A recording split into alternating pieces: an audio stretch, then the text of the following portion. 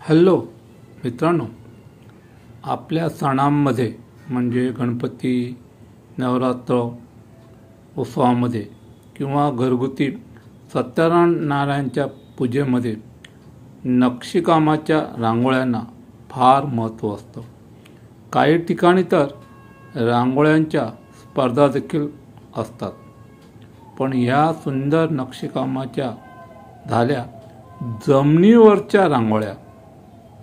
पण तुम्हाला माहीत आहे का, समुद्राच्या खोल तळाशी देखील सुंदर नक्षीकामाची चित्र असतात व दिसतात. काय आहे गोड? कोण ही नक्षीचित्र बनवतात आणि ती केव्हा माणसाला प्रथम दिसली? तर त्याचं असं झालं. जपानमध्ये 1995 साली एका स्कुबा पाणडुब्याला समुद्राच्या तळाशी वाळूत सुंदर नक्षी असलेले भले मोठे वर्तुळ दिसले. त्यावेळी त्याच्याकडे कॅमेरा असल्याने त्याने त्याचे फोटोही काढले. त्यानंतर शोध घेता त्याच्यासारखीच आणखी काही वर्तुळे जवळपास त्याला दिसली. त्यावेळी युरोपमध्ये शेतातील पिकांमध्ये अचानकपणे दिसणाऱ्या रहस्यमय वर्तुळासारखीच ही चित्र असावीत असा सर्वसाधारण समज झाला होता. म्हणून त्यांना अंडर वॉटर क्रॉप सर्कल्स असे म्हटले जाऊ लागले. मात्र 2011 साली त्याचे गूढ उकलले गेले.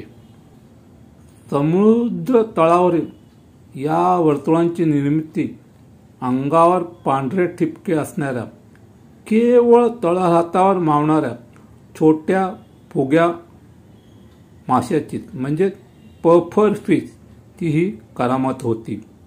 हा मादीला आकृष्ट करण्यासाठीचा हा खटाटोप होता असे निरीक्षणातून दिसून आले.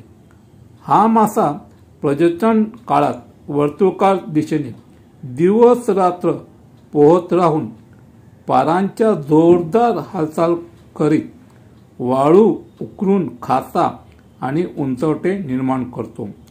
केवळ 5 ते 7 इंच लांबीचा हा मासा 7 ते 8 फूट व्यासाचे वर्तुळ तयार करतो.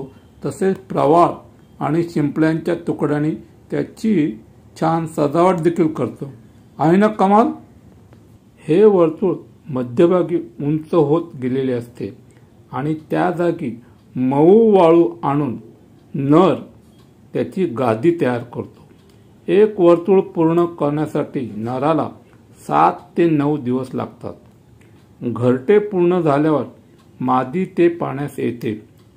मादीचे लक्ष वेधण्यासाठी नर मध्यभागी राहून मऊ वाळूची घुसळण करतो आणि ते घरटे तिला पसंतीस उतरल्यावर त्यांचे मिलन होते.